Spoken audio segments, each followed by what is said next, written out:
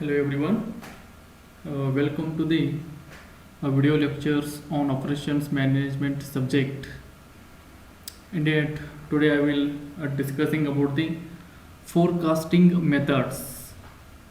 Okay, before I will start the different techniques of the forecasting. First we see the what is meant by forecasting. The forecasting is a technique tool that is used for uh, predicting the future demand based on the past demand informations. Okay, you have to collect the past data and present data, then you have to decide the future demand based on the all these data collections. Okay, for this we have the different methods of the forecasting. Basically, you have the two types. The first one is the qualitative methods, and second one is the quantitative methods. So in qualitative methods, already we discussed, it is also called as the opinion and judgmental methods. There are mainly four qualitative methods are available. In that, the first, the opinion, survey or market research method. Seeing that what happens, a surveying work can be done with the help of some external agencies that are specialized in the market research techniques. Okay, they are collecting the data from the customers, then they will decide. It may be simple and practical method for forecasting demands, especially for new products. Okay, in this method, the opinions are collected from the customers regarding they buy particular product and what they expect from product. Okay, also we discussed about the market trial methods. Okay, the when a product concept is entirely new to the customer or market, it is very difficult to control the product on that time. In such cases, a trial run of the new product in the market is suggested. Okay, such a trial like a controlled experiment in which the market area and the method of presentation are carefully selected and controlled. Also, we discussed about the Delphi technique. Here are the experts are there. See this technique, a panel of experts that tackle the problem of forecasting, and these experts can be both from inside and outside the organizations. Okay. Also, we have the nominal group technique, just like a meeting. In meeting, number of questions arise. In that time only, they will find out the answers. Okay, these all four methods already we discussed. Today's lecture, I will start the quantitative forecasting methods. See, every business organization tries to forecast the likely demand of their products or services by using various methods. With different methods used in a time series analysis. Here we have the first one, simple average, simple moving average method, weight moving average, and simple exponential smoothing. Last one, exponential smoothing with trend adjustment. So just concentrate on the last two methods with a simple exponential smoothing and exponential smoothing with trend adjustment. So these are most important methods or nowadays using in the industries. Okay, the simple average means average of demands occurring in all previous periods. For example, we have the demand for the December month. You have to take previous month's average for finding the next month demand. Okay, the demands for all periods are equally weighted. Means the sum of the demands for all periods divided by number of periods. This will give the simple average. If you see the simple moving average, so this is nothing but the average of demands occurring is a fixed number of recent periods. Okay, for January we have the demand of this much, for February month we have the demand of this much.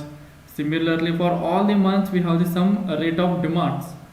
By observing these fixed number of demand rates, you have to find out the future demand value, that we called as the moving average. Nothing but sum of demands for periods divided by chosen number of periods. Okay. Next we have weighted moving average. Say in simple average and simple moving average methods, equal weightage is given to all the previous periods, but sometimes the forecast would like to attach more importance to more recent periods and lesser importance to older periods. Or you can say, in other words, the more recent demands are considered to be more indicative of the future demands than the older demands. So weighted moving average is done by assigning different weights to different periods, but whose sum is equal to 1. Okay, every month you have to give some weightage rate to the that demand. Okay, then you have to take aggregates and find out the the forecasting value. Okay, next one you have the simple exponential smoothing. This is a different technique. Okay, here we have the one standard formula. Simple exponential smoothing. It is nothing but a weighted moving average which weights the fast data in an exponential manner, so that the most recent data carry more weight than the older data in the moving average. Or we can say the weights given to older demands decreases progressively in the moving average. So the simple exponential smoothing, that we call as the capital SES technique, only consider the trend values. Okay, does not taken into account seasonal indexes or seasonal adjustments.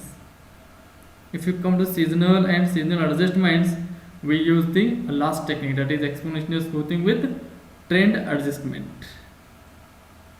Okay, now we say a time series in the moving average method. So moving average model uses the last period of the demand, that we call as a T, in order to predict the demand in the period T plus 1. So this means we have the last month, for example March, we have the 200 units. So what is the demand of the April? That is T plus 1 periods. Is all about the prediction of the next period. There can be two types of moving average models. One is a simple moving average, another one is the weighted moving average. Okay, the moving average model assumption is that the most accurate prediction of future demand is a simple, or it is a linear, and it is combination of all past periods. Okay, if we see a simple moving average formula, in the simple moving average model, the forecast value would be a forecast for the next month or forecast for the next year. Okay, that is capital F T plus 1. Okay, equal to capital AT plus capital AT minus 1, so on, AT minus N. Here capital A is the actual sales rate given in the that period, and N is the forecasting horizon, how much they given in that problem. and T is the current period. Okay, the capital FT plus 1 is the forecast for the next month.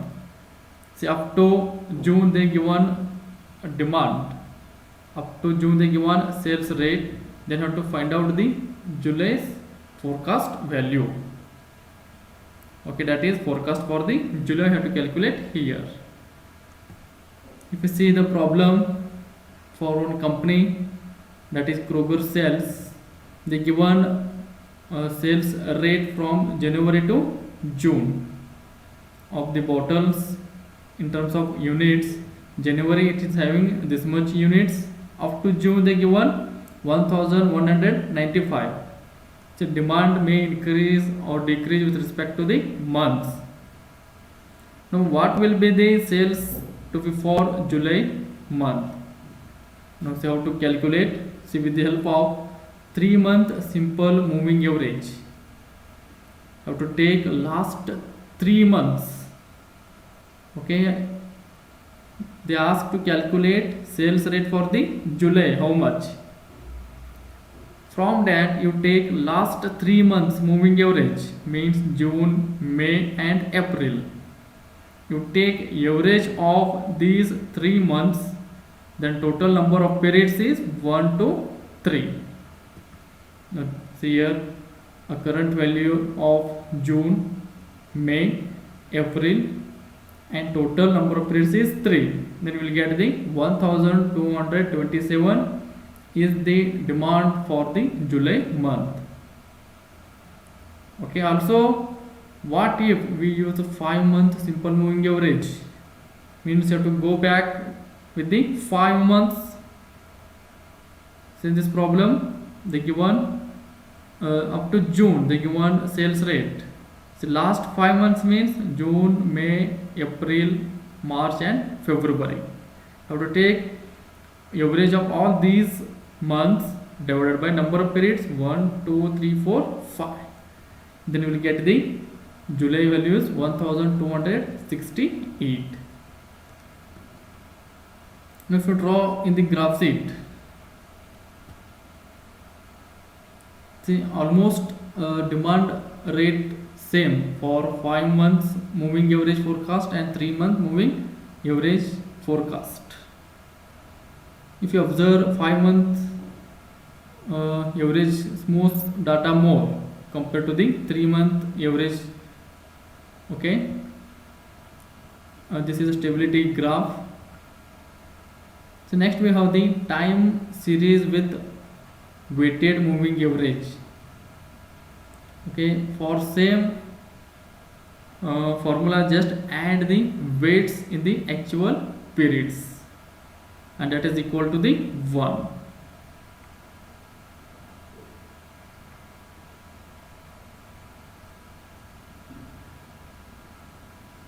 See this by observing the graphs.